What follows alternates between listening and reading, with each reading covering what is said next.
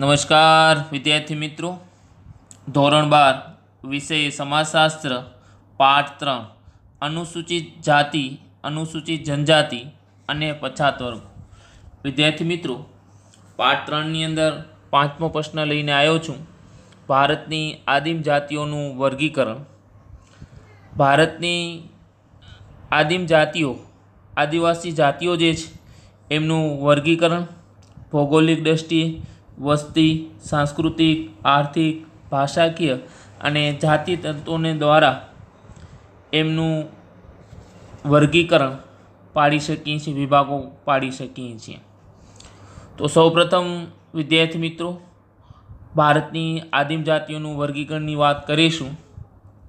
તો ભારતની આદિમ જાતિઓનું વર્ગીકરણ જે છે એ 6 રીતે કરી શકાય છે. સૌપ્રથમ આદિમ જાતિઓના વર્ગીકરણની અંદર ભૌગોલિક રહેઠાણની દ્રષ્ટિએ, સૌપ્રથમ મહત્ત્વનું ભૌગોલિક રહેઠાણની દ્રષ્ટિએ. ભૌગોલિક તો એ જે પણ વિસ્તારની આસપાસની સ્થિતિ, એમની પ્રકૃતિ, એ ભૌગોલિક સ્થિતિની વાત. તો એ ભૌગોલિક જે પરિસ્થિતિ હોય એવી એમનું એ રહેઠાણ, એમની એવી સંસ્કૃતિ જોવા મળે છે. તો સૌપ્રથમ આપણે વાત કરીશું ભારતની આદિમ જાતિઓના વર્ગીકરણની અંદર. ભારતની આદિમ જાતિઓમાં ભૌગોલિક રહેઠાણની દ્રષ્ટિએ સૌપ્રથમ આ ભૌગોલિક વિસ્તારો જે છે એ 3 ભૌગોલિક વિસ્તારોની અંદર આદિવાસીઓની વસ્તી પથરાયેલી છે, એટલે કે એ વસવાટ કરે છે. 3 ભૌગોલિક વિસ્તારોમાં ભૌગોલિક રહેઠાણની દ્રષ્ટિએ આદિવાસીઓની જે વસ્તી જે છે એ આદિવાસીઓની વસ્તી સૌથી વધારે 3 ભૌગોલિક વિસ્તારો જે છે એ વિસ્તારોની અંદર આદિવાસીઓની વસ્તી એ વધારે જોવા મળે છે, એટલે કે પથરાયેલી જોવા મળે છે, વસવાટ કરે છે. પહેલું વિભાગ, પહેલું ભૌગોલિક વિસ્તાર તો ઉત્તર પૂર્વનો વિસ્તાર. ઉત્તર અને ઉત્તર પૂર્વનો વિસ્તારની અંદર આમાં લદ્દાખ, જે જમ્મુ અને કાશ્મીરનો ભાગ છે, લદ્દાખ. બીજું જે છે હિમાચલ પ્રદેશ. ત્રીજું જે છે ઉત્તરનો ઉત્તર પ્રદેશ, સિક્કિમ. અને ઉત્તર પૂર્વ વિસ્તારની અંદર કે જેની અંદર અરુણાચલ પ્રદેશ, આસામ, મેઘાલય, મિઝોરમ, નાગાલેન્ડ, મણિપુર, ત્રિપુરા, આ 7 રાજ્યોની અંદર એ આદિવાસી વસ્તીઓનો સમાવેશ થઈ શકે છે. સૌથી વધારે જે આદિવાસીઓનું વસવાટ તો આપણે કહી શકીએ કે પહાડી પર્વતીય વિસ્તારો છે, જંગલ વિસ્તારો જે છે, પહાડી પર્વતીય વિસ્તારો અને જંગલ વિસ્તારો, ત્યાં આદિવાસીઓનું પ્રમાણ વધારે જોવા મળે છે, વધારે પ્રમાણમાં વસવાટ છે. તો જંગલ વિસ્તારનું પ્રમાણ અને પહાડી પર્વતીય વિસ્તારોનું, તો આપણે આ જે વિસ્તારોની વાત કરી એ વિસ્તારોની અંદર મોટાભાગના જે પણ પહાડી પર્વતીય વિસ્તારો જે છે, જંગલ વિસ્તારો જે છે. તો ઉત્તર અને ઉત્તર પૂર્વના વિસ્તારોની અંદર લદ્દાખ, જે જમ્મુ કાશ્મીરનો ભાગ છે, હિમાચલ પ્રદેશ છે, ઉત્તરનો ઉત્તર પ્રદેશ છે, સિક્કિમ છે. ઉત્તર પૂર્વ વિસ્તારની અંદર જે પણ રાજ્યો આવેલા જે છે, અરુણાચલ પ્રદેશ, આસામ, મેઘાલય, મિઝોરમ, નાગાલેન્ડ, મણિપુર, ત્રિપુરા, આ 7 રાજ્યોનો સમાવેશ એ આદિવાસીઓની ભૌગોલિક વસ્તીની અંદર કરી શકાય છે. તો આ 3 ભાગની અંદર પહેલું ઉત્તર અને ઉત્તર પૂર્વ વિસ્તાર. બીજું જે છે મધ્યવર્તી કે કેન્દ્રનો વિસ્તાર, મધ્યમાં કે કેન્દ્રમાં. તો મધ્યવર્તી આદિવાસીઓનું જે વસવાટ જે છે, જેની અંદર પશ્ચિમ બંગાળ, ઓરિસ્સા, બિહાર, દક્ષિણ ઉત્તર પ્રદેશ, દક્ષિણ રાજસ્થાન, ગુજરાત, મધ્યપ્રદેશ અને મહારાષ્ટ્ર. જે મધ્યવર્તી એટલે કે મધ્યમમાં કેન્દ્રની અંદર આપણે વાત કરી કે આ રાજ્યોની અંદર એ વસવાટ એ કરે છે. પશ્ચિમ બંગાળ પણ છે, ઓરિસ્સા, બિહાર, દક્ષિણ ઉત્તરનો પ્રદેશ, દક્ષિણ રાજસ્થાન, ગુજરાત, મધ્યપ્રદેશ અને મહારાષ્ટ્રની અંદર પણ એ આદિવાસીઓનું વસવાટ અથવા આદિવાસીઓ એ ત્યાં જોવા મળે છે. અને ભૌગોલિક રહેઠાણની દ્રષ્ટિએ ત્રીજું જે છે એ દક્ષિણ વિસ્તાર. તો દક્ષિણ વિસ્તારની અંદર આંધ્રપ્રદેશ, તમિલનાડુ, કર્ણાટક, કેરળ અને અંદામાન નિકોબાર જે ટાપુ વિસ્તારો જે છે એ 2 કેન્દ્ર શાસિત વિસ્તારો, લક્ષદ્વીપની અંદર પણ સમાવેશ થઈ શકે છે. તો આ રીતે આંધ્રપ્રદેશ, તમિલનાડુ, કર્ણાટક, કેરળ અને અંદમાન નિકોબાર અને લક્ષદ્વીપનો સમાવેશ એ આદિવાસી જાતિઓના એ ભૌગોલિક રહેઠાણની દ્રષ્ટિએ જોવા મળે છે. મધ્યવર્તી વિસ્તારોમાં સૌથી વધુ આદિવાસીઓની વસ્તી વસે છે. જે પણ મધ્યવર્તી વિસ્તારો જે છે કે જેમાં પશ્ચિમ બંગાળ, ઓરિસ્સા, બિહાર, દક્ષિણ ઉત્તર પ્રદેશ, રાજસ્થાન, ગુજરાત, મધ્યપ્રદેશ, મહારાષ્ટ્ર અને અહીં વસેલા આદિવાસીઓ અન્ય વિસ્તાર કરતાં પણ વધારે જાણીતા છે, વધારે પ્રખ્યાત છે, વધુ જાણીતા છે. તો વિદ્યાર્થી મિત્રો, અહીં જે પણ ભૌગોલિક રહેઠાણની દ્રષ્ટિએ તો આ વિસ્તારો, આ પ્રદેશો, આ રાજ્યોની અંદર જે ભારતના જે વિસ્તારો જે છે, પ્રદેશો જે છે, રાજ્યો જે છે, તો એમના ભૌગોલિક વિસ્તારોને આધારે, ભૌગોલિક પરિસ્થિતિના આધારે એ આદિવાસીઓની જે રહેઠાણ, આદિવાસીઓ એનું વસવાટ એ આ રીતે જોવા મળે છે. તો આપણે આ વાત કરી ભૌગોલિક દ્રષ્ટિએ, તો આપણે કહી શકીએ કે જેવી ભૌગોલિક પરિસ્થિતિ હોય એવી જ એમની સંસ્કૃતિ, રહેવું, રહેઠાણ, ખોરાક, પોશાક, એમના ઉત્સવ, પ્રસંગો, તહેવારો, આ બધું જ એમની ભૌગોલિક જે રહેઠાણ પરિસ્થિતિ જે છે એના આધારે એ જોવા મળે છે. તો આ 3 વિભાગોની અંદર એમના વહેંચાયેલું છે. આદિમ જાતિઓના વર્ગીકરણની અંદર આદિવાસી જાતિના વર્ગીકરણમાં બીજું જે છે વસ્તીના પ્રમાણની દ્રષ્ટિએ, વસ્તીના આધારે પણ આદિવાસીઓનું વર્ગીકરણ કરી શકાય છે, તફાવત પાડી શકાય છે. તો બીજું જે છે એ વર્ગીકરણમાં વસ્તી. ડૉક્ટર બિજરાજ ચૌહાણ આદિમ જાતિઓને વસ્તીના પ્રમાણમાં 2 ભાગ પાડેલા છે. વિદ્યાર્થી મિત્રો, ભારતના એવા પ્રદેશો અને રાજ્યો જ્યાં ખૂબ ઓછી વસ્તીવાળા વિસ્તારો છે, ઘણા એવા વિસ્તારો, ઘણા એવા પ્રદેશો છે, ઘણા એવા રાજ્યો છે કે જ્યાં વસ્તીનું પ્રમાણ ઓછું છે, અને ભારતના ઘણા એવા પ્રદેશો અને રાજ્યો છે જ્યાં ખૂબ જ મોટા પ્રમાણમાં એ આદિવાસીઓ જાતિઓની વસ્તી વસવાટ કરે છે. આગળના પ્રથમ પ્રશ્નની અંદર પણ આપણે જોયું કે જે વિસ્તારોની અંદર જે પણ આદિવાસી વસ્તીઓનું પ્રમાણ વધારે છે, જે પણ પહાડી પર્વતીય વિસ્તારો જે છે, તો પહાડી પર્વતીય વિસ્તાર, જંગલ વિસ્તારોની અંદર એ આદિવાસીઓનું પ્રમાણ એ વધારે પ્રમાણમાં જોવા મળે છે, જ્યારે એ સરખામણીની બીજા વિસ્તારની અંદરનું પ્રમાણ ઓછું જોવા મળે છે. તો આ રીતે વસ્તીની દ્રષ્ટિએ આદિવાસીઓનું જે પણ વર્ગીકરણ જે છે એ વર્ગીકરણને 2 વિભાગોમાં વહેંચી દેવામાં આવ્યું છે. 2 વિભાગોમાં કે ભારતના ઘણા એવા પ્રદેશો, ઘણા એવા રાજ્યો એવા છે કે જ્યાં ખૂબ જ ઓછી વસ્તી છે, આદિવાસીઓની વસ્તીનું પ્રમાણ ખૂબ જ ઓછું છે, અને બીજો ભાગ જે છે કે એવા વિસ્તારો જે છે કે જ્યાં આદિવાસીઓનું પ્રમાણ, આદિવાસીઓની વસ્તી એ ખૂબ જ મોટા પ્રમાણમાં એ પ્રદેશો અને રાજ્યોની અંદર જોવા મળે છે. તો આ વાત થઈ વસ્તી પ્રમાણની દ્રષ્ટિએ. ત્રીજું જે છે સાંસ્કૃતિક દ્રષ્ટિએ. વિદ્યાર્થી મિત્રો, ડૉક્ટર વેરિયલ એલ્વિન અને પ્રોફેસર દાસ તથા સામાજિક કાર્યકરે જેમના પરિષદે સાંસ્કૃતિક દૃષ્ટિકોણનું, જે આપણે કહીએ સાંસ્કૃતિક દ્રષ્ટિએ એમને વર્ગીકરણ કર્યું છે, અને એ સાંસ્કૃતિક દ્રષ્ટિએ એ ડૉક્ટર વેરિયલ એલ્વિન જે છે એ આદિવાસીઓની સંસ્કૃતિના દ્રષ્ટિએ 4 વિભાગો પાડેલા છે.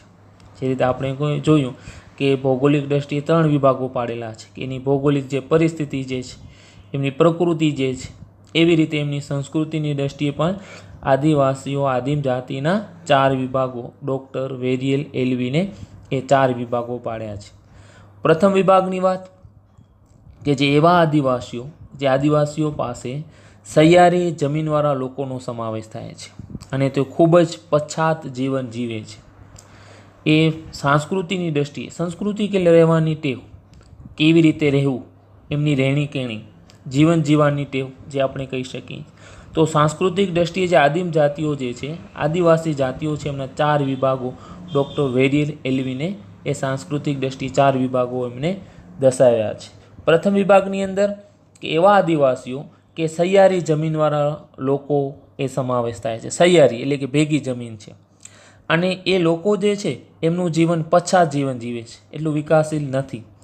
અજાણ્યા લોકોના જોડાણમાં આવતા ડરે છે, કે અજાણ્યા લોકો સાથે વધારે વિશ્વાસમાં આવી જતા નથી, એ લોકો સાથે વધુ વાત કરતા નથી, એટલે અજાણ્યા લોકોના સંપર્કમાં આવતા એ ડરે છે. એમની અંદર એટલું વિકાસનું પ્રમાણ નથી, એટલે કે પછાત છે. સહિયારું જમીન જે છે, મોટા પ્રમાણના કુટુંબો જે છે એ સહિયારી જમીનની અંદર પોતાનું ખેતીનું કાર્ય કરે છે. જે રીતે આપણે કહીએ કે બસ્તરના મુરિયા અને ઓરિસ્સાના બોંદો અને જુઆંગ આ બસ્તરના મુરિયા, ઓરિસ્સાના બોંદો અને જુઆંગ જેવા જે આદિમ જાતિઓ જે છે એ આદિમ જાતિઓ એ સહિયારી જમીનમાં પોતાનું જે ખેતીનું ઉત્પાદન કરે છે, પછાત જીવન જીવે છે અને અજાણ્યા લોકોના જોડાણમાં આવતા એ ડરે છે. એટલું એમનો વિકાસ થયું નથી, પછાત છે. બીજા આદિવાસીઓ સાંસ્કૃતિક દ્રષ્ટિએ એવું વિભાગ પાડેલું છે, એટલે કે બીજો વિભાગ, જો જંગલો અને ડુંગરોમાં રહે છે, સમૂહમાં જીવન જીવે છે. કે બીજા આદિવાસીઓ જે સંસ્કૃત દ્રષ્ટિ એવા છે કે જંગલોમાં રહેવું, ડુંગરોમાં રહેવું, પહાડો પર્વતો ઉપર એ ડુંગરોમાં રહે છે અને સમૂહમાં જીવન જીવે છે. એ કુટુંબો જે છે એ મોટા પ્રમાણનું કુટુંબ એ સંયુક્ત જોવા મળે, સમૂહમાં જીવન જીવે છે.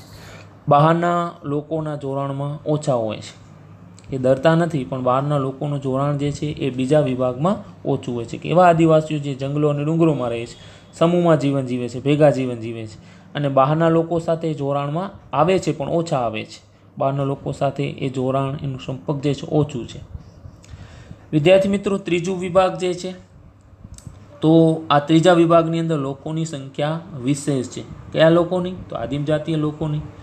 એ ત્રીજો વિભાગ એવું પાડેલું છે આદિમ જાતીય લોકોનું, એનું એ સંખ્યા એ વધારે છે. કારણ કે પોતાની જે સંસ્કૃતિમાં હવે બદલાવ લાવી રહ્યા છે, એટલે કે વિકાસ કરી રહ્યા છે. ત્રીજો વિભાગ એવો પાડ્યો છે ડૉક્ટર વેરિયલ એલ્વિને, કે એવા આદિવાસીઓ જે છે કે પહેલાંના જીવનની અંદર, પહેલાંનું એમનું જે જીવન હતું એના કરતાં હવે થોડુંક બદલાવ આવ્યું છે. તો એ ત્રીજા વિભાગમાં એમણે બતાવ્યા છે. અને આવા લોકોની સંખ્યા પણ વિશેષ છે આદિમ જાતિઓની, કે હવે પોતાના સંસ્કૃતિમાં બદલાવ લાવી રહ્યા છે. અને ઘણા એવા જે આદિવાસીઓ જે છે એ આદિવાસીઓ પોતાનું પરંપરાગત જે સંસ્કૃતિ, પરંપરાગત જે જીવન જે છે એને તહેજીને વિચલિત વર્તન તરફ પણ વળ્યા છે, વિરુદ્ધ વર્તન તરફ પણ વળ્યા છે. કે વર્ષોથી એમની બાપ દાદાઓથી જે પરંપરાગત જે સંસ્કૃતિ ચાલી આવતી હોય જીવન જીવવાની, તો એ હવે એ તરફ એમનું જે વર્તન એ વિચલિત, એના વિરુદ્ધ અથવા એમનાથી કાંઈક વિકાસ તરફ જઈ રહ્યા છે, બદલાવ લાવી રહ્યા છે. તો એવા વર્તન તરફ એ વળ્યા છે. તો આવા લોકોની સંખ્યા, આદિમ જાતિઓની સંખ્યા વધુ છે. કે હવે પોતાનામાં જે પણ એમની રહેણી કહેણી, એમની ટેવો જે છે, એમના રીતિ રિવાજો છે, તેમાં હવે સુધારો લાવે છે, બદલાવ લાવી રહ્યા છે. અને એમની પરંપરાગત જે પણ સંસ્કૃતિ જે છે, તો પરંપરાગત સંસ્કૃતિને તેજીને એ નવી સંસ્કૃતિ તરફ, નવા વિચારો તરફ, નવા નિયમો તરફ એ વળ્યા છે. એટલે કે વર્તનમાં પણ સુધારો થયો છે. અને વિદ્યાર્થી મિત્રો, ચોથો વિભાગ જે છે સાંસ્કૃતિક દ્રષ્ટિએ આદિમ જાતિઓનું, તો આ ચોથા વિભાગની અંદર ભીલ, સરદારો, મુરિયા આવા જમીનદારોનો સમાવેશ એમાં થાય છે. અને આ જે પણ આદિમ જાતિઓ જે છે એ સદ્ધર છે, સાહુકાર છે, અમીર છે અને એમનો વિકાસ આર્થિક ક્ષેત્રે પણ સદ્ધર અને સમૃદ્ધ છે. તો ભીલ, સરદારો, મુરિયા જેવા જમીનદારો, એટલે કે એમની પાસે જમીનો વિશેષ છે.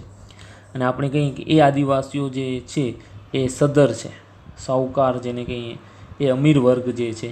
તો ચોથો વિભાગ એ ડૉક્ટર વેરિયલ એલ્વિને એવું પાડ્યું છે કે એવા આદિવાસીઓ કે જે ભીલ, સરદારો, મુરિયા, જેમની પાસે જમીનો છે ને વિશેષ છે, જમીનદાર તરીકે ઓળખાય છે. અને એ જમીનો વિશેષ હોવાને કારણે એ આર્થિક રીતે પણ સદ્ધર છે, રૂપે પૈસે એ સારી એવી સ્થિતિ જે છે, આર્થિક પરિસ્થિતિ સારી છે. તો આ પ્રમાણની અંદર એ ચોથા વિભાગમાં એમને વહેંચવામાં આવે છે. આ વાત થઈ ત્રીજા વર્ગીકરણની સાંસ્કૃતિક દ્રષ્ટિએ. ચોથું જે આદિમ જાતિઓનું જે છે આર્થિક દ્રષ્ટિએ, ઘણા બધા માનવશાસ્ત્રીઓએ આદિમ જાતિઓનું વર્ગીકરણ આર્થિક રીતે પણ કર્યું છે. એમની આર્થિક પરિસ્થિતિ તપાસી છે, આર્થિક પરિસ્થિતિ વિશે એમને અધ્યયન કર્યું છે કે કેટલા પ્રમાણમાં છે. આપણે ઉપર જોયું કે આદિવાસીઓ જે છે એ આદિવાસીઓ આર્થિક રીતે સદ્ધર છે. આર્થિક રીતે સદ્ધર શા માટે છે? તો એમની પાસે જમીનો છે. તો કેવા આદિવાસીઓ? જો ભીલ છે, સરદારો છે, મુરિયા જે છે, તો એમના પાસે એ પોતાની જમીનો છે, તો એ આર્થિક રીતે સદ્ધર છે. તો અહીં પણ આદિમ જાતિઓનું વર્ગીકરણ પણ આર્થિક રીતે કરવામાં આવ્યું છે. ઘણા માનવશાસ્ત્રીઓ માને છે કે આર્થિક રીતે પણ એનું વર્ગીકરણ થયું છે, એનો અભ્યાસ થયું છે, કે જેની અંદર શિકાર, પશુપાલન, ખેતી, કારખાના, ઉદ્યોગો આ વગેરેના સંદર્ભમાં પણ એમનું વર્ગીકરણ કરવામાં આવ્યું છે.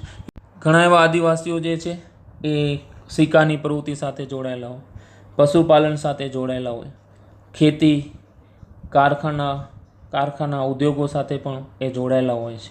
તો એ રીતે પણ આર્થિક દ્રષ્ટિએ પણ આર્થિક પરિસ્થિતિમાં પણ એમનો સુધારો હોય છે. શિકાર અને પશુપાલન કરતા જે કારખાના ઉદ્યોગો સાથે જોડાયેલા હોય તો એમની આર્થિક સ્થિતિમાં ફેરફાર હોય છે, ફરક હોય છે. તો આ રીતે પણ આદિવાસીઓને આપણે આર્થિક ક્ષેત્રે પણ આપણે વર્ગીકરણ કરી શકીએ છીએ કે એ આદિમ જાતિઓના વર્ગીકરણની અંદર શિકાર અને પશુપાલન કરતા હોય તો એનાથી જે કારખાનાના ઉદ્યોગો સાથે જોડાયેલા હોય તો આર્થિક સ્થિતિની અંદર પણ એ વર્ગીકરણ પાડી શકાય છે. ખેતી સાથે પણ જોડાયેલા છે. ચોથું, આર્થિક દ્રષ્ટિએ પછી પાંચમું જે છે આદિમ જાતિનું વર્ગીકરણ ભાષાકીય દ્રષ્ટિએ. ભારતની સર્વ આદિમ જાતિઓ જે છે, આદિવાસી જાતિઓ જે છે એ ભાષાકીય દ્રષ્ટિએ પણ મહત્ત્વના 3 ભાષા કુટુંબોની સાથે એમનું વર્ગીકરણ કરવામાં આવેલું છે. ભારતની અંદર જે પણ આદિવાસી વસ્તી વસવાટ કરે છે તો એમને પણ 3 ભાગોની અંદર વહેંચવામાં આવેલા છે. એક છે ઓસ્ટિક ભાષા કુટુંબ. પૂર્વ ભારતના જે આદિવાસીઓ જે છે જેમાં કોલ, મુંડા, ખાસી આદિવાસીઓ જે છે એ આદિવાસીઓ બોલીને ઓસ્ટ્રો એશિયાટિક ભાષા કુટુંબમાં સમાવેશ થાય છે. એટલે ભાષાકીય રીતે પણ એમના આદિવાસીઓનો 3 વિભાગ પાડી દેવામાં આવે છે. કોલ, મુંડા, ખાસી આદિવાસીઓ જે છે તો એમની બોલી જે છે ઓસ્ટ્રો એશિયાટિક, જેને ઓસ્ટિક ભાષા કુટુંબ કહી શકીએ છીએ. બીજા જે આદિવાસીઓ જે છે દ્રાવિડિયન ભાષા કુટુંબો, જેમાં તમિલ, તેલુગુ, કન્નડ, મલયાલમનો સમાવેશ થાય છે. આંધ્રપ્રદેશની અંદર વસતા ગોંડ, દક્ષિણ ભારતની અંદર કાદર, ઇસ્લા, ચેચુ, ટોડા આ વગેરે આદિવાસીઓનો સમાવેશ પણ પડી શકાય કે ભાષાની પ્રમાણે એમનું વર્ગીકરણ કરી શકાય. ભાષાની રીતે એ તફાવત પાડી શકાય, ભાષાની રીતે જુદા હોઈ શકે છે. અને ત્રીજા જે છે સિનો તિબેટીન ભાષા કુટુંબો, જેની અંદર તિબેટ, બર્મી અને શિયામી જે ચીનનો સમાવેશ થાય છે. ચીની આદિવાસીઓ જે છે ચીનીનો સમાવેશ કરી શકાય છે.